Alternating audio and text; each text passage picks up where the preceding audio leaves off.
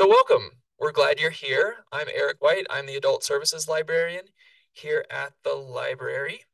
Um, Thank you for joining us to be in conversation with Rachel Vickers.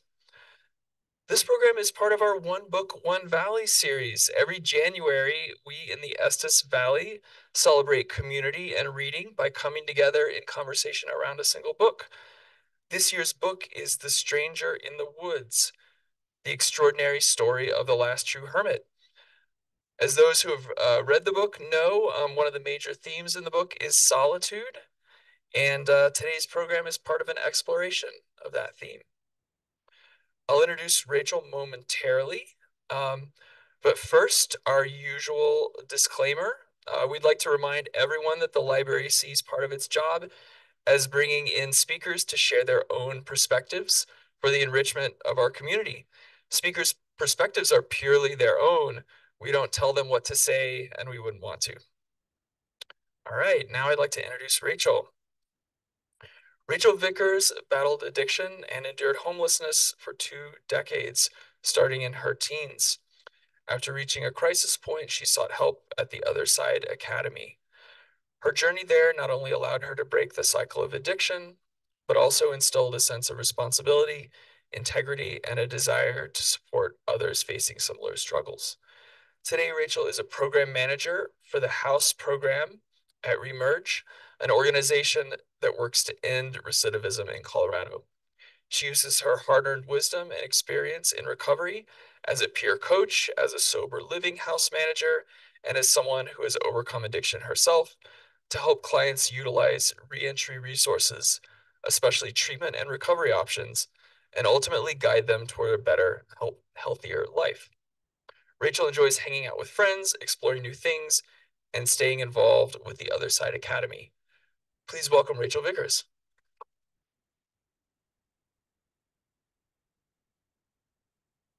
Hi.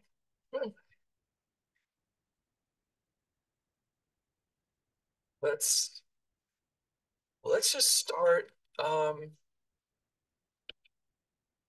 Tell us a little bit about you. Maybe talk about your tell us about your early life a little bit. Okay. Hi, I'm Rachel. It's always so weird when you just jump into like the most vulnerable parts of your life, you know? I know I don't know any of you, but I'm, I'm gonna just lay it all out there.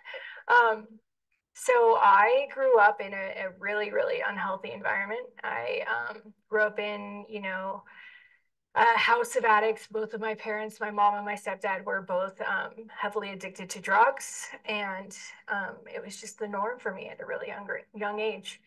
And that's just how I grew up. I grew up around a lot of like arguments. I remember being left at babysitters for days, or alone. I was alone a lot, and I guess at a really young age, I was taught to lie about the things that were going on in my house. And so that was just normal daily life. And I think that kind of built who I would become. And I started to be given drugs at a really young age. Um, and that came with a lot of trauma, some abuse. And I just remember, trying to speak up about abuse and learning at a really young age that that wasn't um, beneficial for me whenever I tried to stand up for myself. So I just learned to isolate and really learn to fend for myself at a really young age. And I think that when you told me the theme was solitude, I really related to that. Um, I think that yeah, that's what resonated with me when you asked me to do this. So Maybe say so. First of all, yeah, sorry for dropping you right in the middle of the most vulnerable part. Yeah, maybe say a little bit about maybe a little bit more about how the solitude idea resonated with you. okay.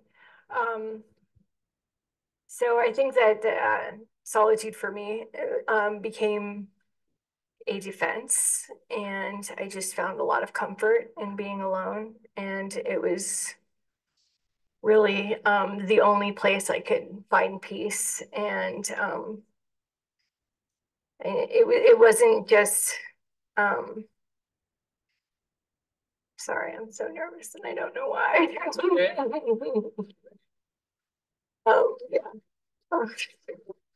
Yeah. Yeah, take your time. We're all friends. We really are all friends.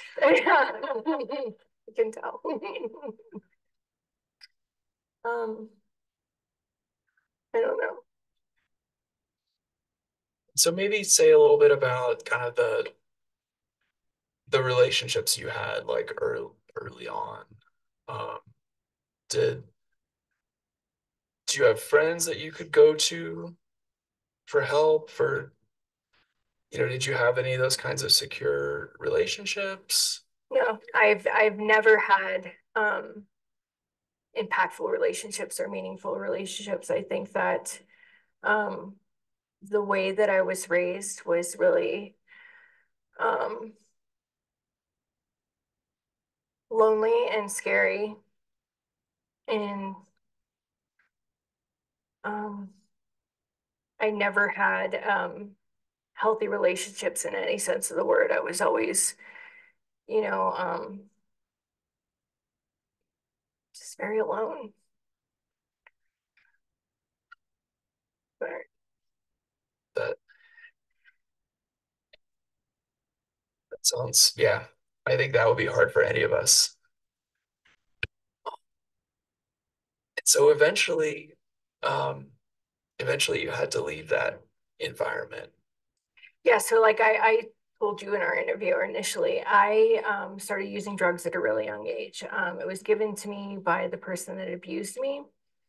And that just went on for about 6 years. And so when I was 14, my mother and I actually started using together. And the household got to a point where it was so toxic that living on the streets was safer for me. It was, and that's crazy to think that, out in the world, in the streets of Denver, I was born and raised in Denver, that could be safer than your own home environment. But that was the case. So the first time I ran away, I was 14 years old. And I, traveled a little bit. I experimented with hopping trains. Um, but for the most part, up until I was 16, 14 to 16, I was um, on the streets, running around with people that I thought were my family, street family, and people that I thought would look out for me. I'm really lucky to be alive. The situations that I would find myself are really situations that I would put myself in. Most people don't come out of that, whether, they lose a piece of themselves, all of themselves, or, a lot of people I know have died at young ages. And for whatever reason, I didn't. Um, and I'm really, really lucky and I'm really thankful that whether it was the grace of God or pure luck, I don't know. I'm lucky to have survived that.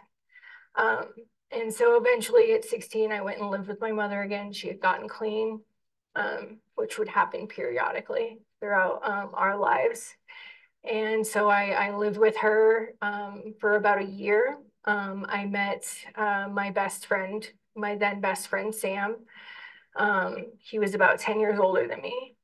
And he taught me all these really beautiful things. He taught me about music, and I grew this appreciation for all different types of music. I grew up listening to just punk rock, but he showed me, things like Chuck Berry and the Rolling Stones and all of this really, really great music. And he taught me about history and philosophy, and he really opened up this world for me to dream. And I started to believe that I could have a good life, that I could be somebody, because up until that point, I thought that good things and futures and goals were for people, other people, not for girls like me, not for people that, came from where I came from.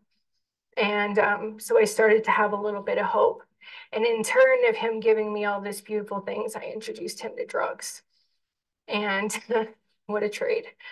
Um, and he eventually he committed suicide. I happened to be there and I tried to stop it from happening. And I hit the gun and from that point, I don't remember a lot of what happened. I remember the smell. It was an old black powder revolver, so I remember the smell and the smoke in the air. And outside of that, I don't remember much, but I ended up going to jail for it. And initially, I was charged with second-degree murder, and I was 17 years old.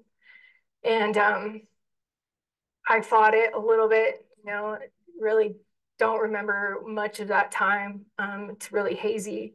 I ended up taking a deal for negligent homicide, being charged as an adult, and going to prison at 18 years old. And I did just about 3 years, and I was released just before my 21st birthday.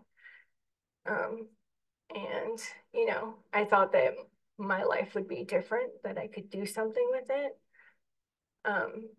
But that did not end up happening. The whole time I was in prison, I just read. Books really saved me. I could get lost inside of that and take adventures or go places, but that period I just read and really isolated myself, really found my peace in literature, something that I never really had growing up. I was never really introduced to that. So that was that piece of that journey.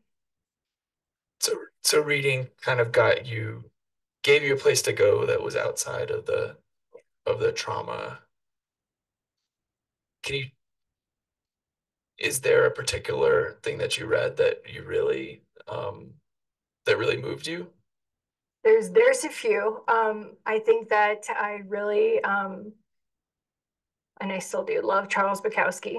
I love his humor. I love just like his simple way of putting something so complicated, or like his weird little poems. Like there's one that, and I don't want to be offensive, but there's the one where about farting in a bathtub.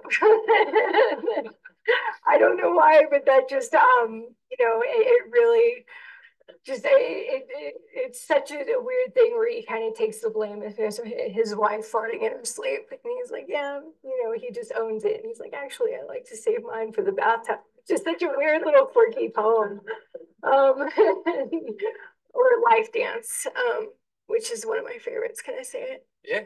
Okay, so the area dividing the heart and the brain is affected in many ways by experience. Some lose all mind and become soul. Some are insane.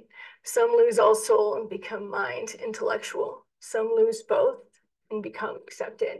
I think I mixed that up a little bit, but that was that still means a lot to me, to not lose yourself, not lose your mind, not lose your soul.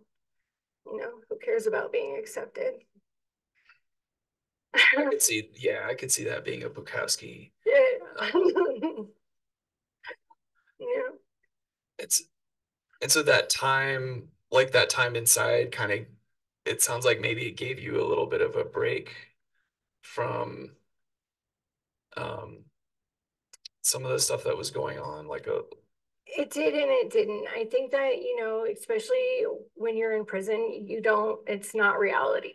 It's completely separate from the rest of the world. And so, yes, I had time to read and think, but I never, dealt with anything. It kind of just shoved it down further and further, all of that trauma and all of the feelings. And I never actually mourned or I never worked on myself. I was never raised, to be an adult, to have responsibilities, how to deal with any kind of conflict or, how to be responsible. I was never taught to drive. I was never, and they say that when you have trauma at a young age, you kind of like just stay at that age mentally and emotionally.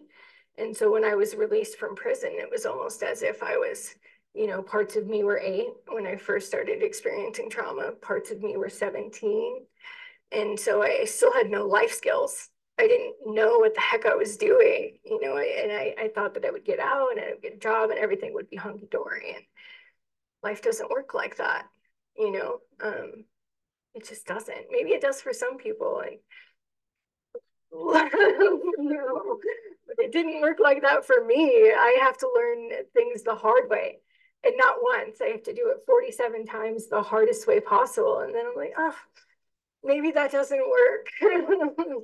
But so I had to experience a lot of hard things before I was ready to just grow up, you know.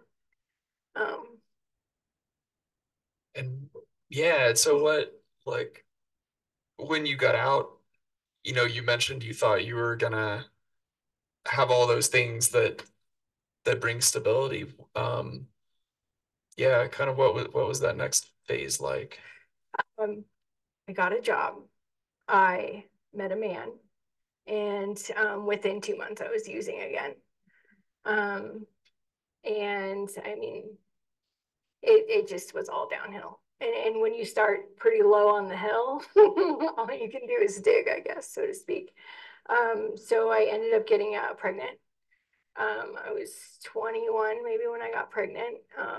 And we decided that we were going to leave Colorado because that was our problem. It was Colorado, We couldn't be the problem. It was the place we were. If we could just get away and change our lives, everything would be fine. So we moved to his hometown in Spearfish, South Dakota. And I had my daughter, healthy baby, and I vowed that I would never, that I would just be a good mother and I would give her a great life. Um, but it turns out most of us turn into our parents, whether or not we want to be. So, within 2 years, I was really bad. I was using IV drugs, and you know, the whole time I tried to tell myself that I was a good mother because I didn't use in front of her. I didn't, um, whatever justifications I tried to give myself, and I know the truth now, but for years I tried to justify my behavior, which of course eventually I lost custody of my daughter. And instead of staying and fighting, I ran. And, and I'll talk a little bit more about that later. But for a long time, I tried to say that I did what was best for her by leaving. But really, what I did was I refused to make a decision. I did the absolute worst thing that I could do. And instead of growing up and just doing the hard thing and getting clean and raising my daughter, I chose drugs over my daughter. That's the hard truth. But that's what I did. And I started to travel. I started to hop trains and hitchhike all over the United States. And in my mind, I was like living free. I was on this big adventure living like Kerouac. And like, really just painted this picture in my mind that I was doing something amazing. And I always thought I was so unique and cool. And really, I was just running away. I was just running away. And the whole time I was using anything and everything, numbing myself to, you know, all of, my trauma, the things that I didn't want to face or deal with. And every now and then I would call my daughter and say, I love you. And, yeah, I just went on this. I mean, parts of it were really cool, but it wasn't the right reason to do it. But I had a lot of cool adventures, very selfish ones. So, yeah, and so that led me to San Francisco, where it's really pretty if you're there for a day or two. But I think Whitman said, the coldest winter I ever spent was a summer in San Francisco. And it's true, because the only time you're ever warm in San Francisco is if you're in direct sunlight and there's no breeze and it's a dry day, right? Otherwise, especially if you live outdoors, you're always kind of damp. You're always uncomfortable. And, one time it rained on us for 3 months straight and it was awful. It was awful. And living in trees and living in little homemade forts that are completely hidden. You could walk right by them and never see them. And, you know, um, doing a lot of hallucinogens.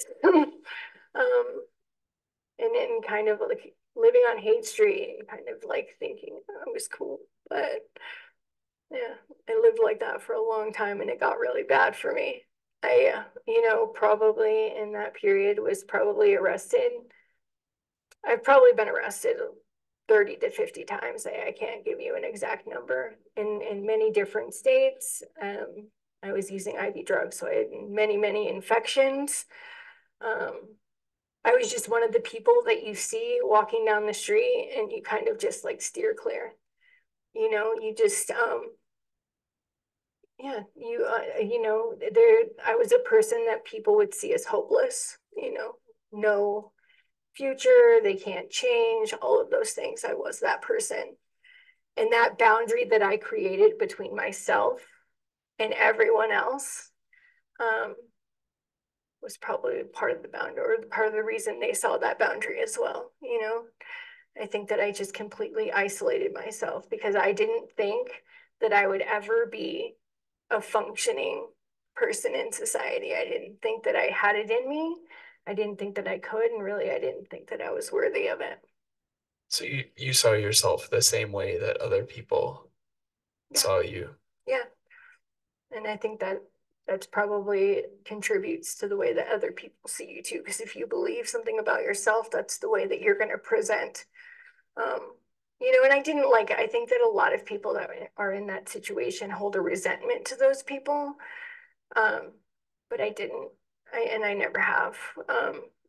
Like, oh, you have all these things, and I think that some people, especially nowadays, I experience a lot. People that are experiencing homelessness and have for a long time are almost they feel entitled to what people have worked for. I never felt that way. But I know that it's very common, or they almost get hateful towards the people that have the things that they don't. Um, but I knew that I knew in my heart that that just wasn't my life, that this is the way that I was going to live, and this is the way that I was going to die. And it was just my life, and I had accepted it. And did you have a community at that time? Yeah, I mean, you do. But I think that for the most part, there might be a couple people in my life when I was experiencing homelessness that I still have a connection to. But I think for the most part, you create a community of people that aren't in a position to actually love or care for you. Everyone's just kind of, I shouldn't say everyone. Everyone is almost never true. But for the most part, people are just trying to survive, and they're looking out for themselves. And that was definitely the case for me and the people that were surrounding me. You have a community because you're kind of forced to. You live in this community where you're all just trying to survive, but really it's just it's a bunch of people that have been um, displaced from their lives. Like the people, it's not like we have a whole lot in common. Our um, common ground is that we're all experiencing homelessness. Outside of that, this guy might have used to be a contractor. This guy was a librarian. This guy, it's not like we have a ton to talk about, or outside of that, we're all experiencing homelessness and we're all kind of struggling and suffering and experiencing misery together. But you try to dress it up and make it look fun in the sense that with the way I was living, at least in San Francisco, if that makes sense. I hope it does. Did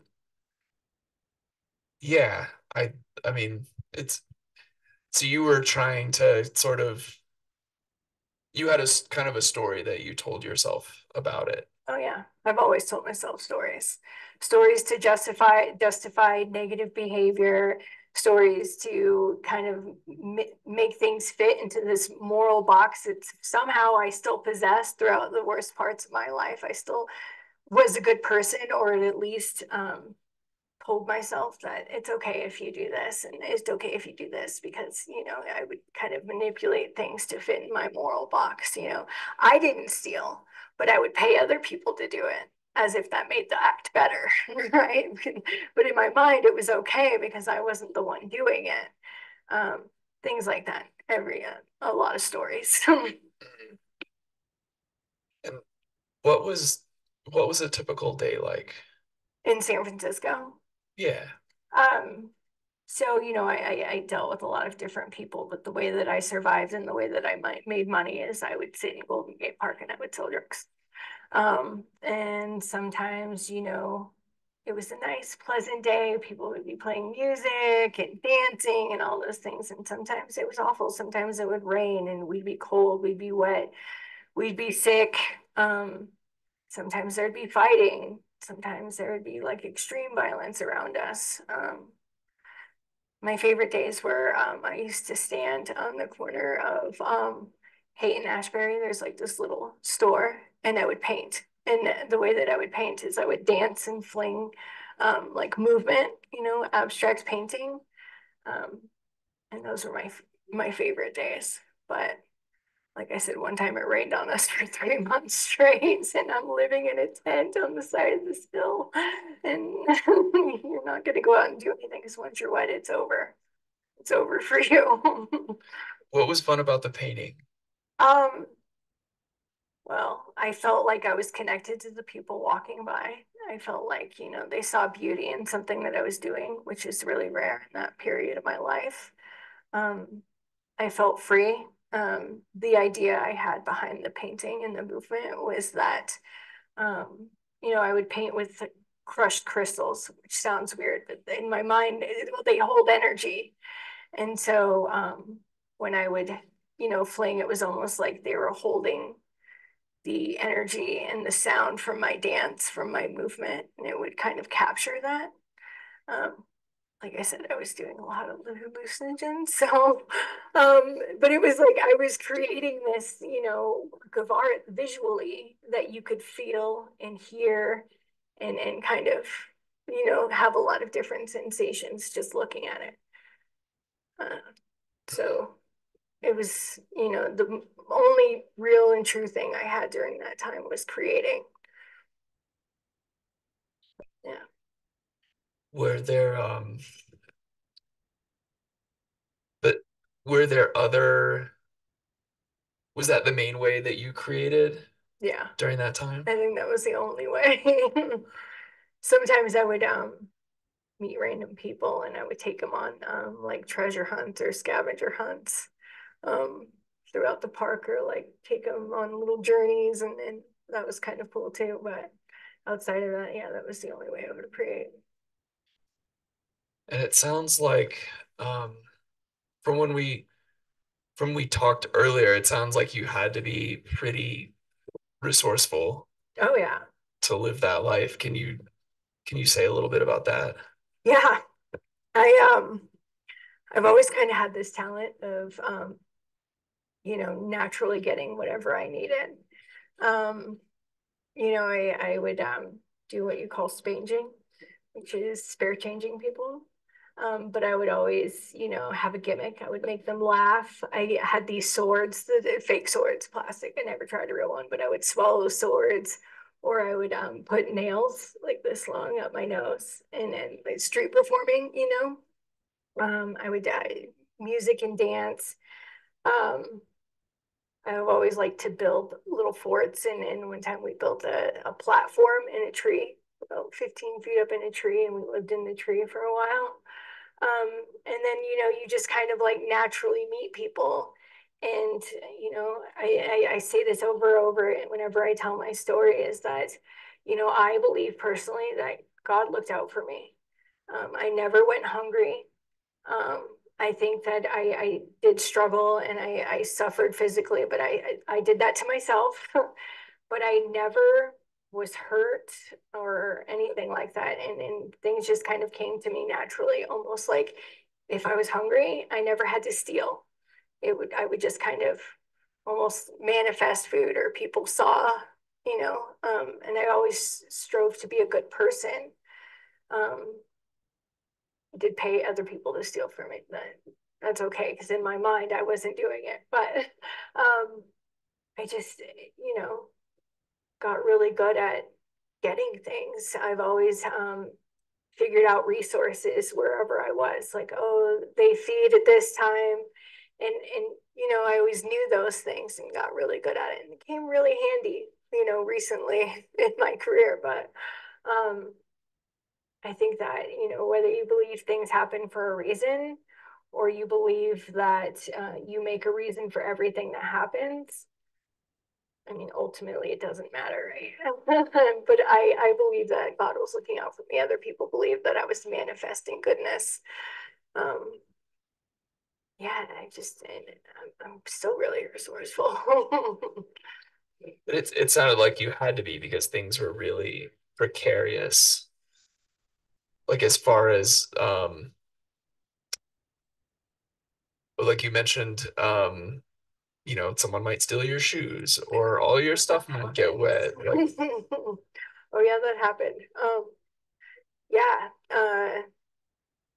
Again, stuff like that happens all the time when you're homeless. I've had my shoes stolen a couple different times walking around barefoot. Um, all of your stuff gets wet, and you get really good at asking people creatively for things that you need when you're traveling. Definitely the worst though is when everything you own gets soaking wet and it doesn't dry in San Francisco. It just doesn't dry. Um, yeah, that happens all the time. I remember like traveling, and I put all my gear in the trunk of this guy's car. Like, this is when I was trying to leave San Francisco. And I closed the trunk. And I don't know if this guy was just being a jerk, but as soon as I closed the trunk, he drives off. And I'm in the middle of nowhere with nothing at this point. And I was by myself. I hitchhiked a lot by myself all over the United States. And again, lucky to be alive. But within like maybe 4 or 5 hours, just by like being at gas stations and walking and making people laugh and being like, just very whatever, just very me. I had pretty much everything I needed back, just by like making someone laugh and saying, hey, I need a pair of shoes. I got a pair of shoes. Or hey, whatever it is that I need or what I was asking for. And they're like, well, I don't have a sleeping bag, but I have a tent. You want it? I'm like, yeah. So yeah, I got really good at that. and so you were in San Francisco. You were on freight trains for a while. You were in San Francisco for a while. Yeah. And then you traveled a bit more. So it got really bad for me. I had endocarditis, which is staph in your heart, um, from IV drug use. I got arrested quite a few times. I got really, really bad on heroin, and I was getting sick. And he's still a very good friend of mine, one of the few like lifetime connections I've made, named John. And I was like, I'm done. I need to get clean. I need to get out of California. I just want to go home because I've always seen Colorado as home. And he's like, yeah, let's go. So I remember we got a Greyhound bus ticket for both of us. And it was a 3-day trip. And it was so awful. It was so awful. I was withdrawing so bad on the Greyhound. People hated me, I'm sure, because I'm just laying in the aisle of this Greyhound, like sick, throwing up, and it was so bad. And that was the end of my traveling. But I got back to Colorado, and I thought that I had withdrawn. I was fine. Well, not fine. And then I immediately started using again, and this is probably like the worst stretch of all of it. I think that throughout my entire life, I've always known intrinsically that there was something good inside of me and that there was something powerful and that I had potential. Um, but I just didn't know how to use it. I just didn't know how to tap into that. I didn't think that I was worthy of anything good because of the way that I had been raised. And I think that I was just kind of gathering data, so to speak.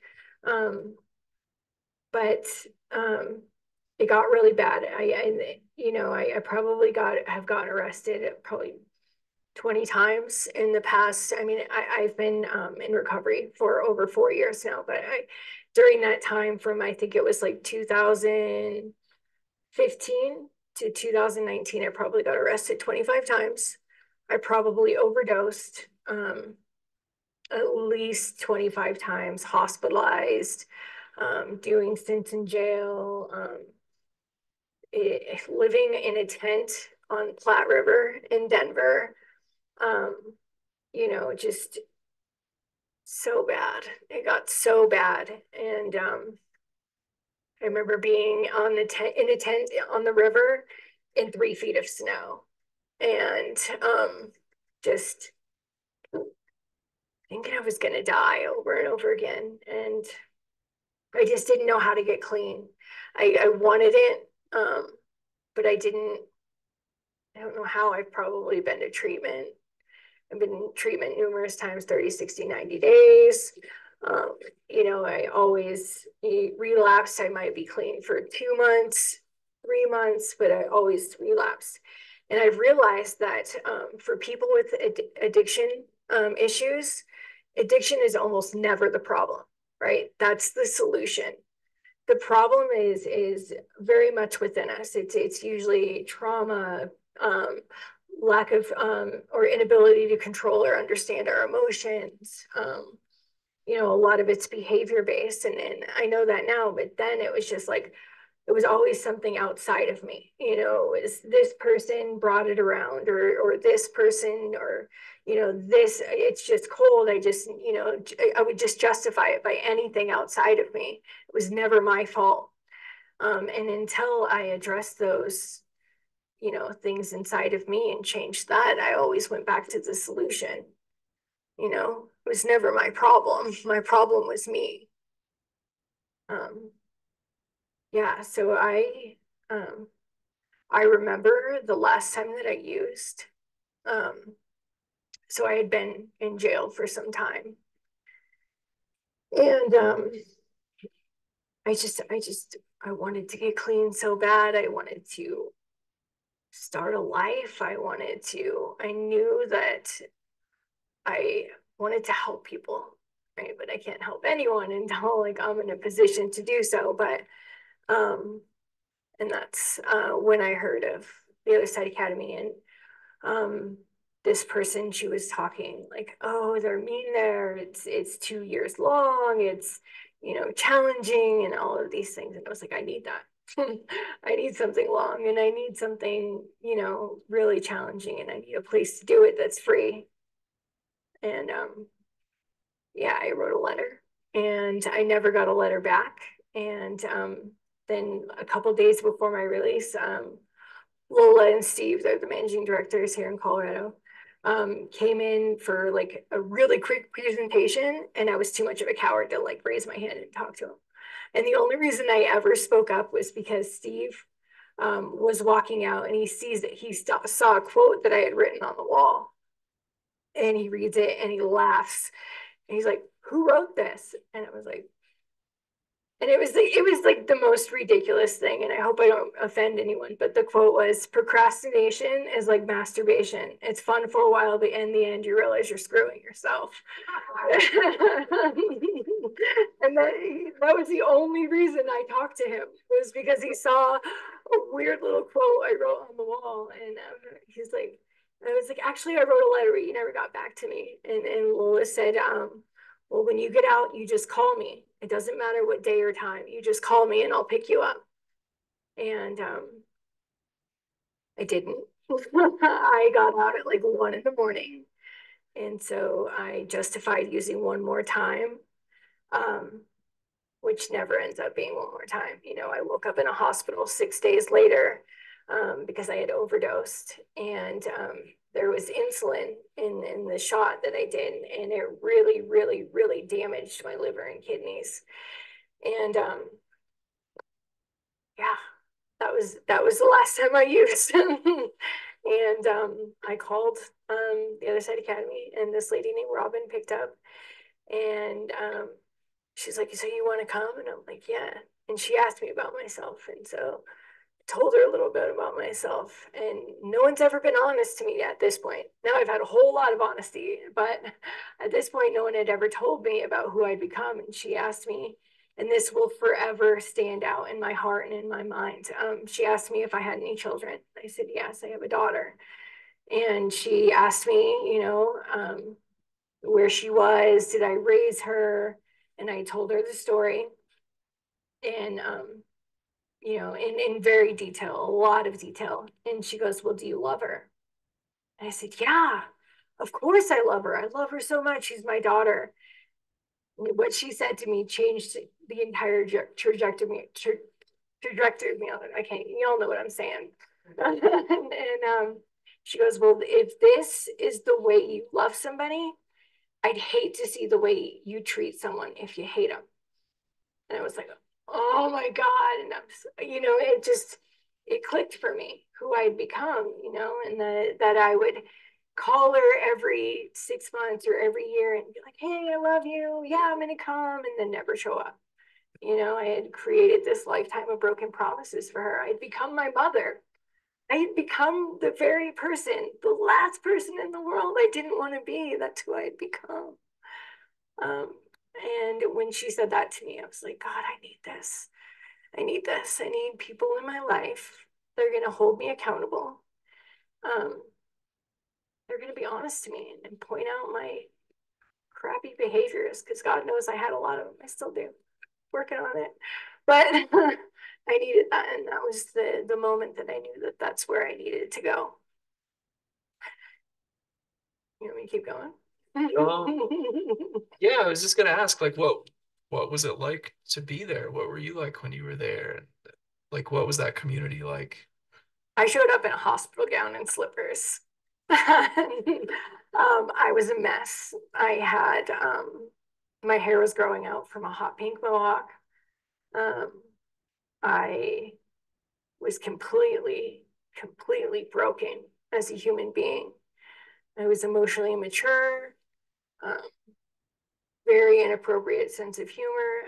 I kept a piece of that, but I've really tuned it down a lot since then. And I can control it now. I have a filter.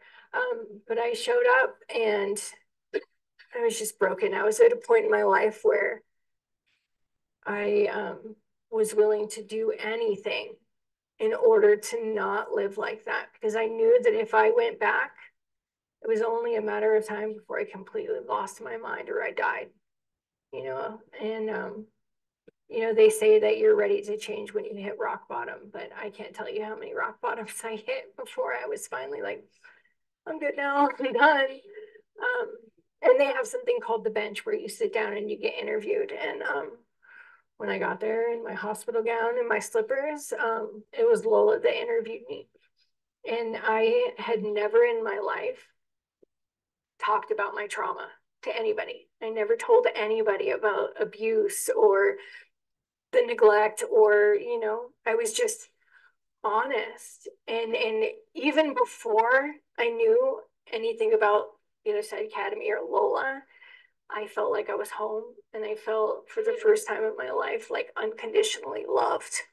Um, and then she told me like I was just like you. And you couldn't tell. I would look at this woman and she's beautiful and she's strong and she's everything that I wasn't. And I just looked up to her so much and I was ready to do whatever she said because if she did it, then I can do it. And I started to learn how to build relationships with people that were healthy. I never had any relationships with women in my life. We all have mommy or daddy issues, but I definitely um, had a lot of issues with women because of the relationship with my mother, and so I just I didn't know how to do that, and so I started to build relationships, healthy relationships, and learn how to do that. And I also started to learn how to hold myself accountable for things, lying. Because when you're, I mean, all people have behavioral issues, but especially when you have a problem with addiction, we're liars, we're selfish, we are, so many things. We are in denial.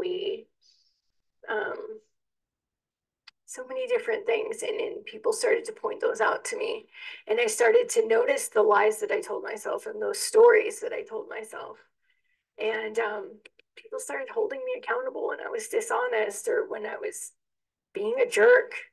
I learned to develop a filter, which is something I really struggled with, um, and but learning how to have relationships has been the probably single most important thing in my life, because I never had that. I never had love. So you had to take down some of the walls that you built. Yeah, no, they got ripped down. Some of them were voluntary, but for the most part, you don't even realize that you built those walls. You don't even realize that they're there until, they have something that we called games back then. Now it's called groups, where, you sit in a group of people, of your peers, and they tell you about yourself. And it's hard. It's hard. I can't tell you. My biggest ones were know-it-all, selfish. Um, I still get that. The know-it-all. But you really start to have to look at yourself in an honest way. And I think it would be hard for anybody to look at, everybody has flaws, but I think that everyone should have groups. But yeah, you start to really have to be honest with yourself, and it's about whole person change there.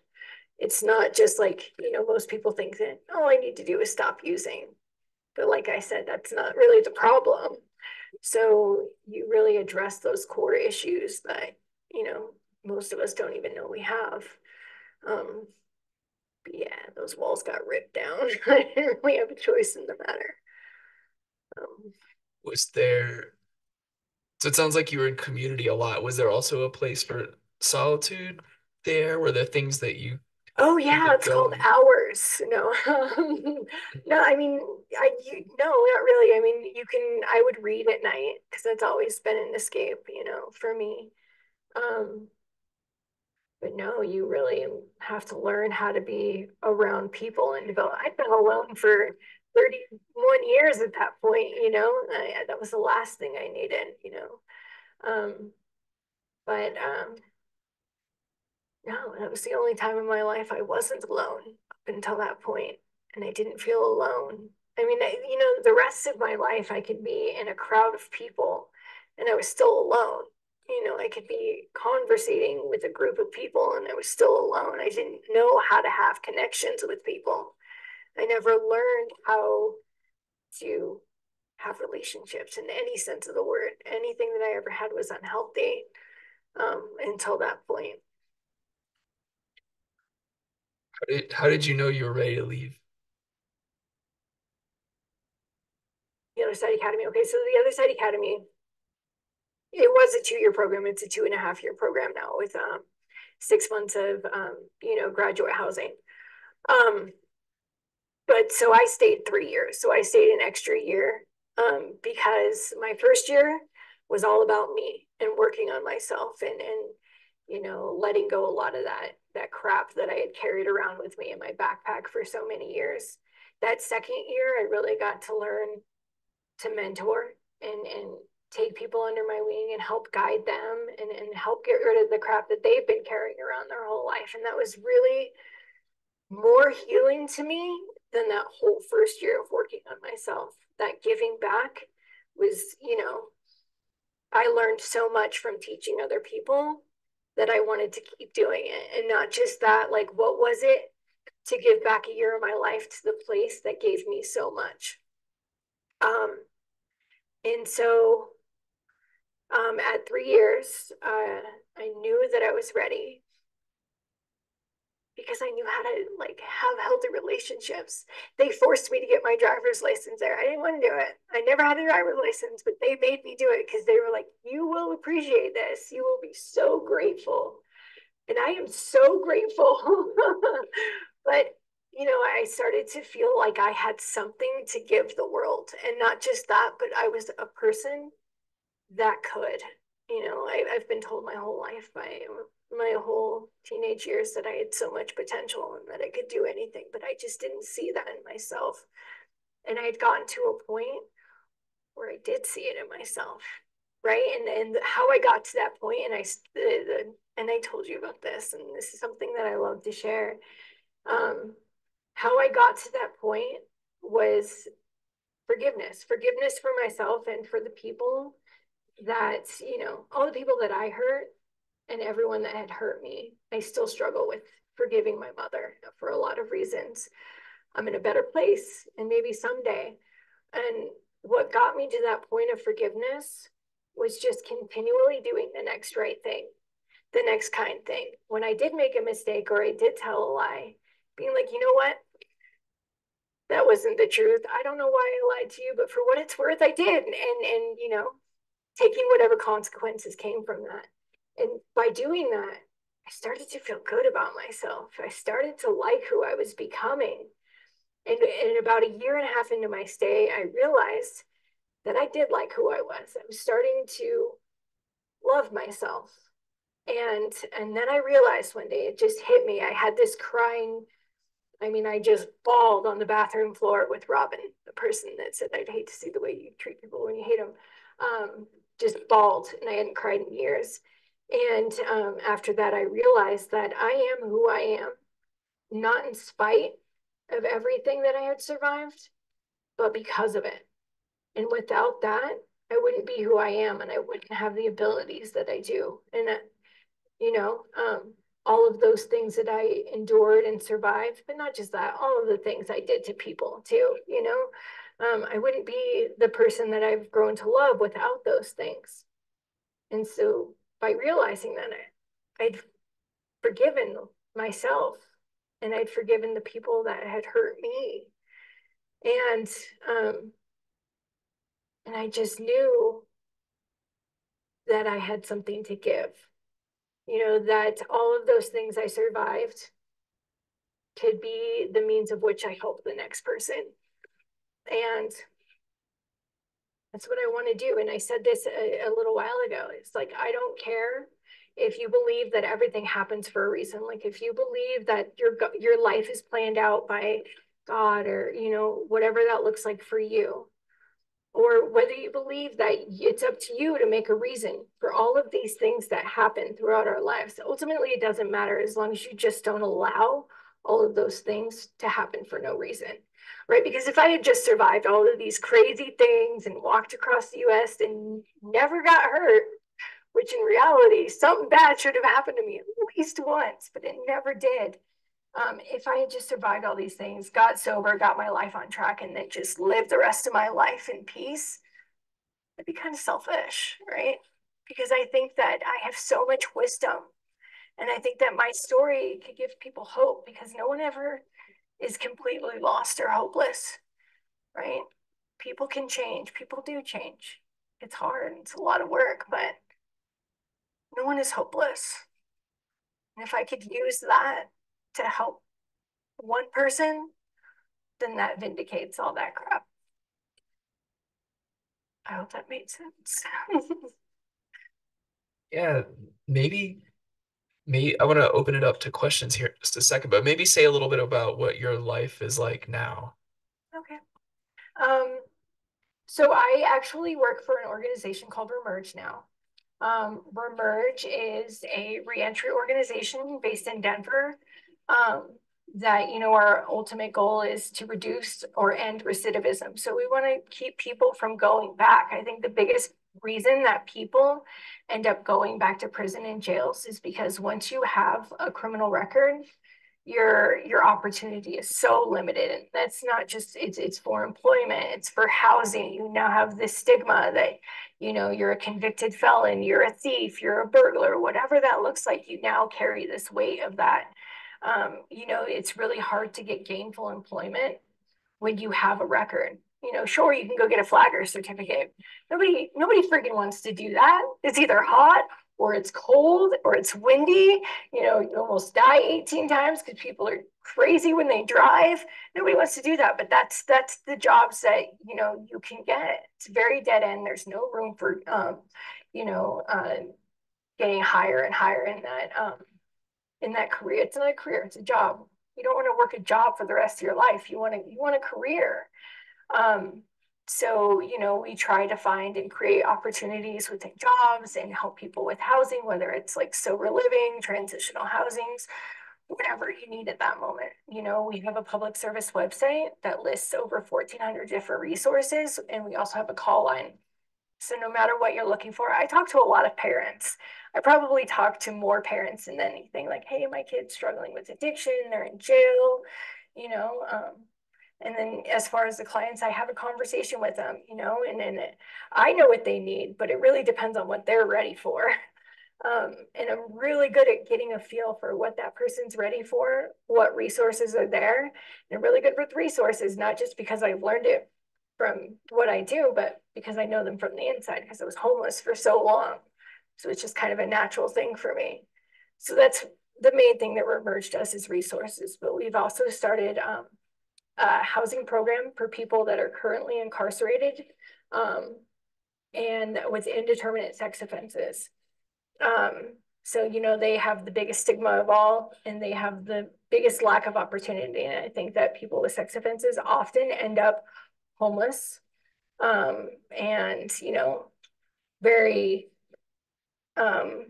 if you want to see it as like a public safety, the best place for them isn't being homeless, right? It's to be able to be indoors, where they, have their, all the things that parole needs, because most of them, especially our clientele, will be on lifetime supervision. So we just want to create a safe environment for the community as well as for that person and actually give them an opportunity. So I'm the program manager for this housing program. And going into this, when I was told that this is, when we were just discussing the idea, I was like, oh God, because I have my own trauma, like I thought that I would feel so strongly about, these people, but I don't.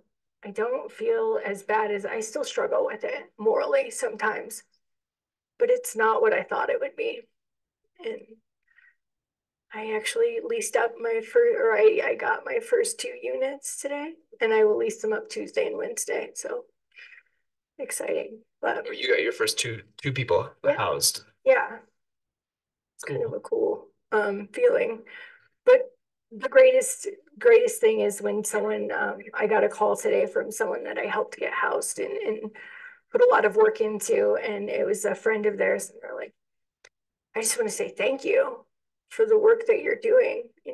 A lot of people call us and I get to help them, give them a worn handoff and into treatment or into sober living. My boyfriend's right there. He actually manages a really big sober living in Denver called Ananeo, where they take the guys that no one else will. They take the people with no funding, with mental health disorders, with the list goes on. But they take those guys because they see a need and nobody else is going to take you if you don't have money. But they do. So send them a lot of people. Thanks for sharing about your work. And yeah, now I'd like to open it up to audience questions.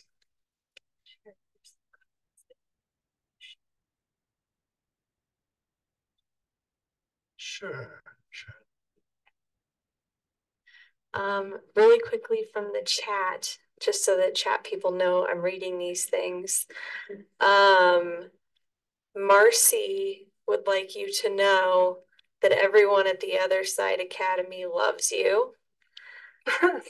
Linda says, Rachel, thank you for being so vulnerable with us. I agree with you. God was watching over you. You are blessed indeed. And Kay says, please share how much I appreciate her honesty, vulnerability, and sharing her journey with us. Amazing soul. I thought I did so bad too. See, I told you we're all friends. Yeah, so was I gonna say anything about Q&A? Yeah, online folks know to put their questions in the chat, and yeah, we'll try to alternate between in-person folks and online folks. Yeah. And I'm gonna travel to people with the microphone just so that both of our audiences can hear the questions. I'll say thank you also. I wondered how your daughter is doing today. You were going to talk more about her. Yeah, that's a hard one. So her grandmother had her dad's mother has her. And you know, I spent my daughter's whole life making promises that I never kept, for being very selfish and always making it about me. And I didn't want to get to a point in my life where I'm stable, you know, and I'm doing and just say, okay, I'm ready now, you know, because that's still about me. It has nothing to do with the way that she feels. So I waited for 3 years so that I would have a foundation under me, so that I was a person that I would want in my life, a person that I would want my daughter to meet, because I haven't seen her since she was 2 years old. And so I contacted her grandmother, and, you know, through Facebook, my only means to do so. She accepted my friend request, but has yet to respond to me. And, you know, I definitely want a relationship with her, but that's not up to me. You know, I spent her whole life hurting her.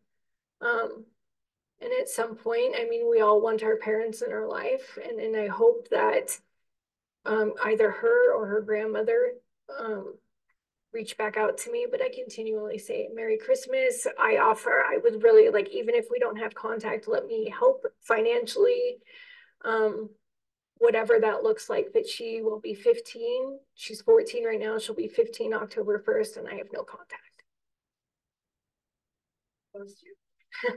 Thanks. I don't deserve it yet. Yeah. Questions?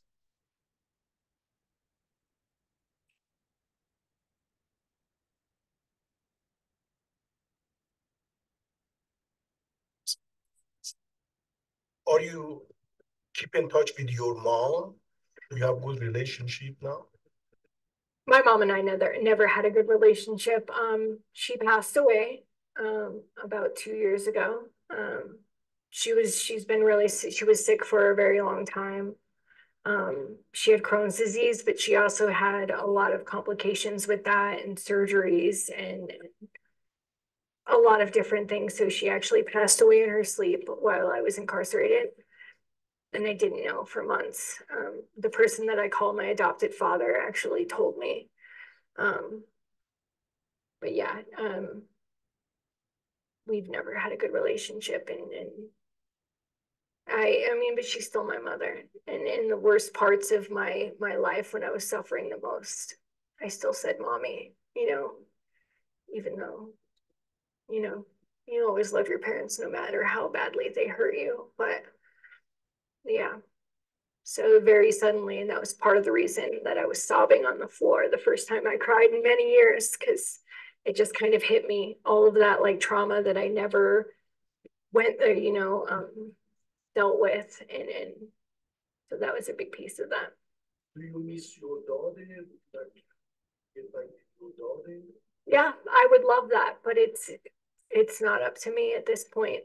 You know, it's up to her and her grandmother, and when they're ready to have a relationship with me. I can't, you know, it would be very selfish, like I said a minute ago, to be like, okay, I'm ready, and then go insert myself into their existence after being gone for the vast majority of her life. You know, I would love to have a relationship with her, but the ball is in their court when they're ready. Do we have other questions? Yeah. Okay, hold on. Something else just came in. Robin McCann would like to ask, what advice do you have for us about how we can best help homeless people? That is so tough because, you know, I work in the resource industry and that is my job, is to provide resources for people.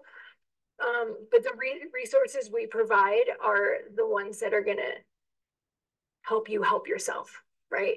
When I was homeless, no amount of free food, free housing, or free anything helped me get off the streets.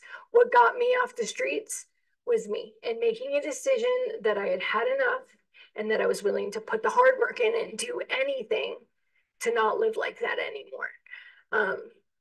It's, you know, what I think would help people the most, and this is a very unpopular answer, especially working in the industry that I work in, is I don't even want to say it because I get such bad backlash, is to not make it so easy for them to continue living the way that we're living or they're living.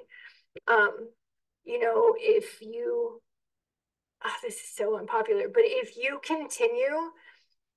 we continue to give people that are completely capable of working and surviving, you know, free shelter and free food brought to their door, then why would they change? Why would they change? I understand the basic human need of shelter and food to survive, but why not create some more work programs that surround it with wraparound services? You know, you get a, you know, I really like Ready to Work because there's like a work program with housing program where you kind of work and learn a trade or a skill, and with that you get housing. And then wraparound services, mental health, things like that. I really like the Other Side Village in Salt Lake City. It's a tiny home village. It's just kind of up in, it's just getting started, but it's for people that have mental health disorders and are chronically homeless.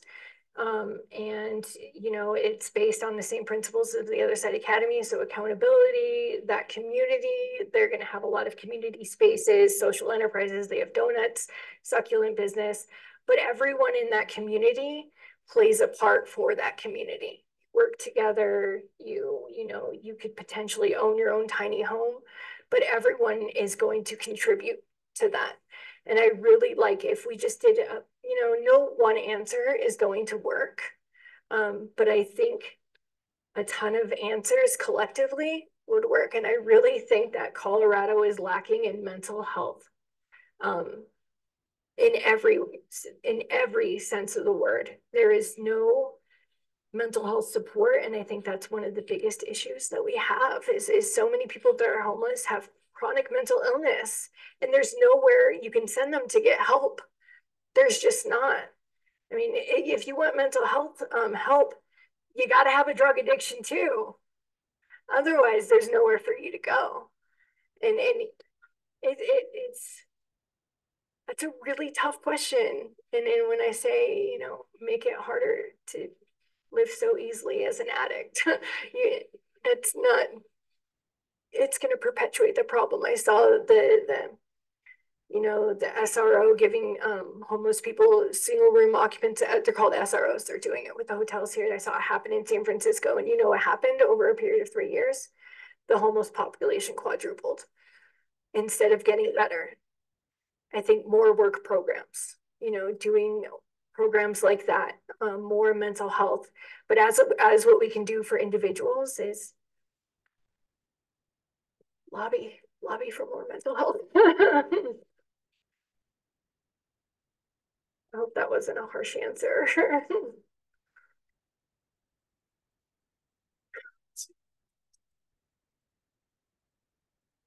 You said two interesting things. Just one, two? the first is that you said that you believe that fundamentally people are good. And the second is that you, in a way, you felt God had intervened. And then I wondered, well, if God intervenes for you, why doesn't God intervene for everyone? Yeah, those are really good questions. I don't know that I believe that people are fundamentally good.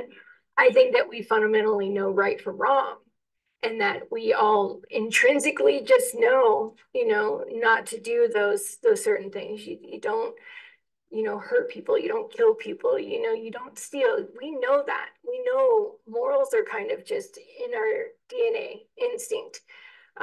It's up to us to choose, and I think that as a society, we're moving further and further away from that goodness, just kind of naturally being conditioned.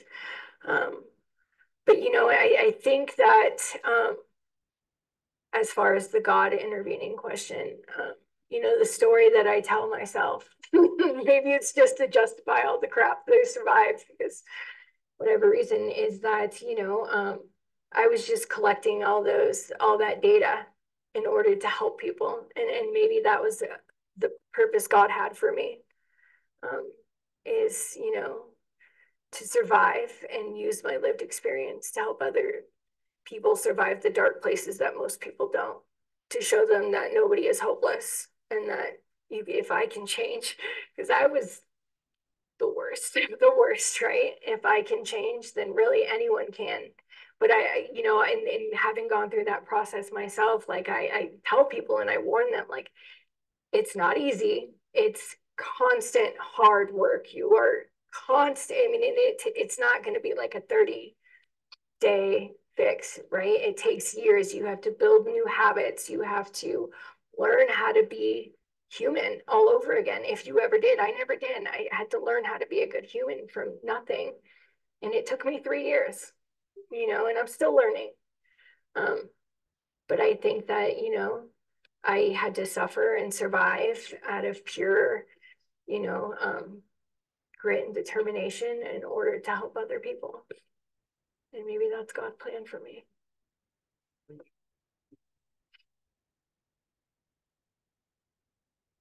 Hello, and thank you so much for sharing everything. This is so personal, and giving us access to these moments in your life is not something that we should just think is normal. Anyway, thank you so much. You did a great job. Thank you. You mentioned that through various trauma, you might be stuck at a certain age. And I know you've done a lot of healing through that, and you've grown and maybe grown up in a lot of ways. What would you like to tell younger Rachel that maybe she didn't get to hear as a child, or something that if you met her now, to encourage her, what would you say to that little girl? That's not the first time I've been asked that question. A friend of mine, Rohola, did a documentary, and he asked me that question then, and I still don't know that I would say anything, because that younger me wouldn't have listened anyway. How many times someone tried to teach me something that, if I would have just listened, would have saved me years of struggling and suffering and all of those things. But I never listened. Like I said, I have to learn something the hardest way possible 47 times before I'm like, okay, let's do it the different way. I think that I would just say, I love you. I think that's it. I mean, as anything else would just be lost on the younger me. But I love you is something that I never really heard. And so I think that would probably be the most meaningful to the younger me. Would the younger me know it was the older me? What's the scenario?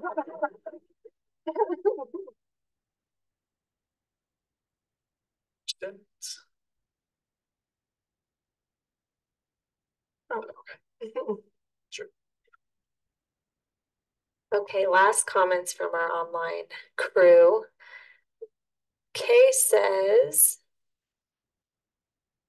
sorry for the loss of your mom. Hoping you will have a relationship with your daughter when she's ready. I love how you are respecting their space. Must be very hard. Kay also says, Toxic Charities discusses just this type of help by having the people in need help serve the institution that is working to help the person. I think I understand that. Okay, yeah, I can repeat that one more time.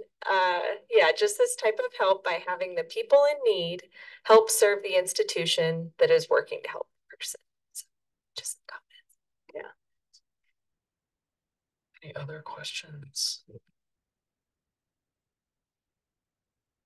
Right. Well, yeah. Oh, sorry. Procrastination. Like, what saved my life. Having met many homeless people, was there a common denominator that brought them to that place? Do you think there was just such a variety and such a wide range of reasons that they were homeless? But did you see a commonality that says, aha, is that something we should, as adults, as people out in society, address quicker, sooner, be more aware of? I'm going to be honest right now. Anyone, good point. I think that anyone can become homeless, right? Anyone is on the brink of homelessness. However, I think that people that don't struggle with other variables will find a way to get out of that, right? But I think the two biggest common denominators for chronic homelessness are mental health disorders and addiction. And really, just a lack of motivation, not wanting to do anything. I think that is, there is a giant sense of entitlement in people nowadays. I spot it because I had it. Spot it, you got it. That's a saying from the Other Side Academy, where people just kind of want things. They want them now. They want them free, and they want them to be comfortable, right? And then that's kind of like the idea that, especially that culture and a lot of youth have these days is the sense of entitlement. Yeah, and I think that's a big piece of that. Nobody wants to work for what they want, and but anytime I've gotten something for free, I didn't respect it. It didn't mean anything to me. But let me tell you, sometimes when I go out to dinner, I think about, like, let's say I spent $40 on a meal that I don't enjoy. I'm like, God, I had to work like an hour and a half for that. I gave an hour and a half of my life for this crappy meal. I'm not going to eat there again, right? Because my time means something. And when I have to work for something, I'm not going to just squander it. But if something, especially then, was given to me, it doesn't mean anything. And common denominators would be addiction, mental health issues, and a sense of entitlement. What if the Other Side Academy hadn't come along? I'd probably be dead. Let's repeat the question for our online folks. What if the Other Side Academy hadn't come along? I think that ultimately, honestly, I would have found a way. I would have done something, but I probably at some point, without changing who I was, probably would have eventually gone back to the solution, right? Because I still carried the problems. I don't know, either maybe I would have gotten it. I was ready to do anything, put hard work in, I just didn't know how to do it by myself. I wasn't someone that could go to NA and have a sense of community and get on track. Like, that just wasn't who I was. I was never taught any sort of responsibility or morals or values or how to be honest or how to work. I never really had real jobs. I had a few small jobs in my life, but I really needed to learn and gain life skills before I could go adulting. And now I know how hard that actually is. Adulting sucks sometimes.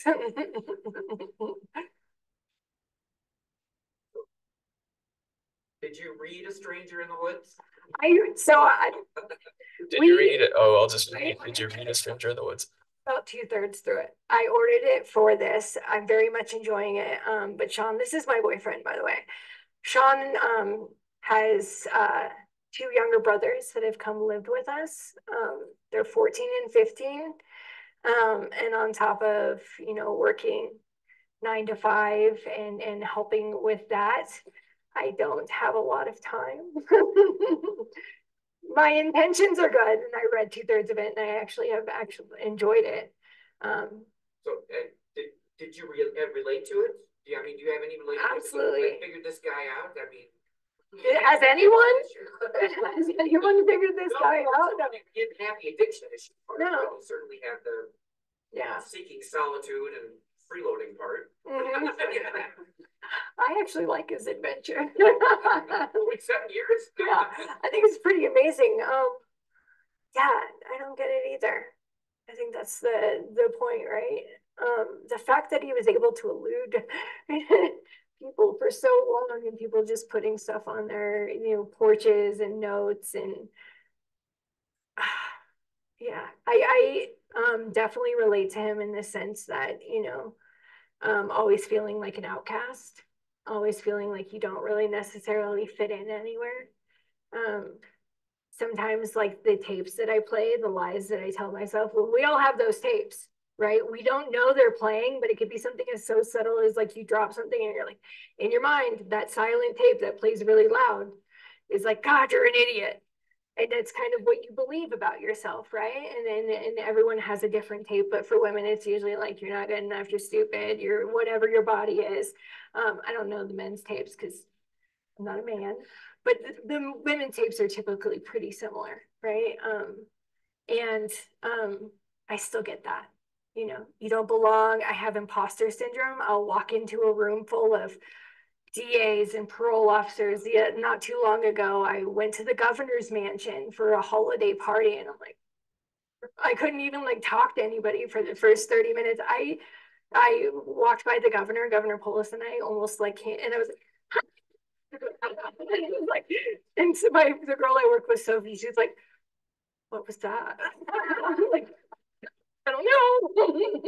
I don't know why I did that. It's so awkward. But I still have that imposter syndrome.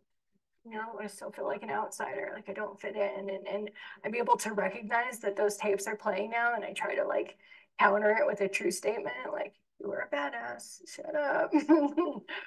But yeah, I definitely probably mostly with that feeling like you don't quite fit in anywhere. All right. We have time for one more question. Oh, you want to speak the word of the God. Are you attending any religious organization? Not consistently.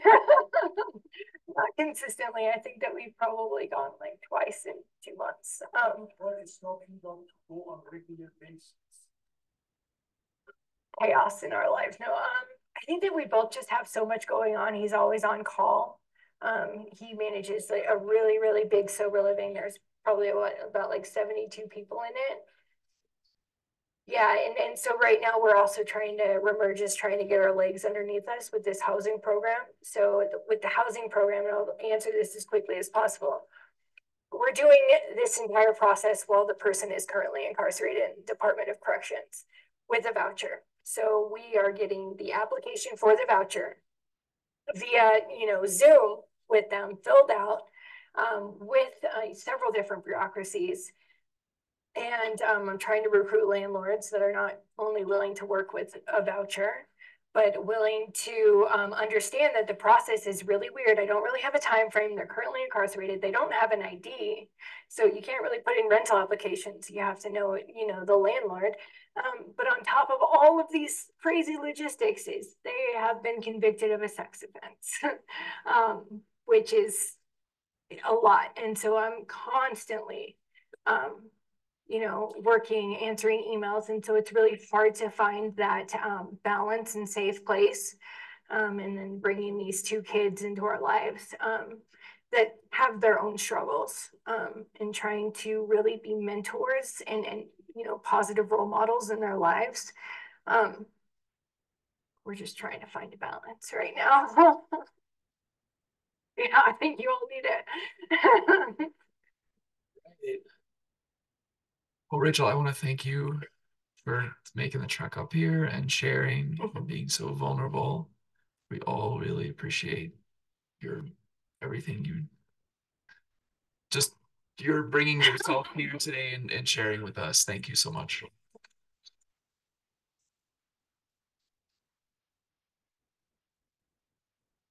I want to thank all of you for joining us, both in person and online. I want to thank Heather, our local book club leader, One Book, One Valley committee member and library volunteer, for her help tonight. I want to thank Molly Bassford at the Colorado State Library, who referred me to the great folks at Remerg, who pointed me to Michael Clifton, who pointed me, who's going to be here on the 15th, who pointed me to Rachel. And I want to thank the Estes Valley Library Friends and Foundation for all they do to support One Book, One Valley and everything else we do. I'll be sending a survey out about tonight's event to all registrants. I'd love it if you could fill that out, tell us how we did. Finally, we have more great programs coming up. Our next speaker, Bob Cole, will be on the 11th. He'll talk about the year he spent alone on an uninhabited island off the coast of Patagonia. And on the 24th, Michael Finkel will be here in person. You can see all our programming at estesvalleylibrary.org. I'll put a link in the email I sent out. You can also pick out One Book, One Valley bookmark, or a half pager with all of our programs at the desk. That's it. Thank you all for being here and have a great evening, everyone.